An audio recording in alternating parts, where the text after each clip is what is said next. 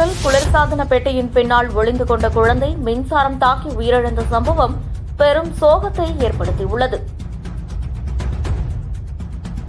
கேரள மாநிலம் கோட்டயம் அருகே உள்ள குரவிலங்காடு பகுதியைச் சேர்ந்த தம்பதி அலன் சுருதி.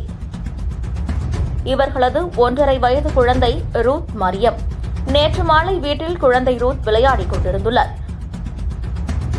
அப்போது ஒளிந்து கொள்வதற்காக வீட்டில் இருந்த பிரிட்ஜின் பின்னால் சென்றுள்ளார். பிரிட்ஜின் பின்னால் இருக்கும் வயரில் மின்கசிவு ஏற்பட்டு இருப்பதை அறியாத பெற்றோர் குழந்தை அங்கு சென்றதை கவனிக்கவில்லை.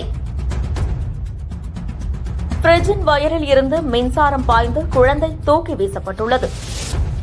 அதிர்ச்சியடைந்த பெற்றோர் உடனடியாக மருத்துவமனைக்கு அழைத்து சென்றுள்ளனர்.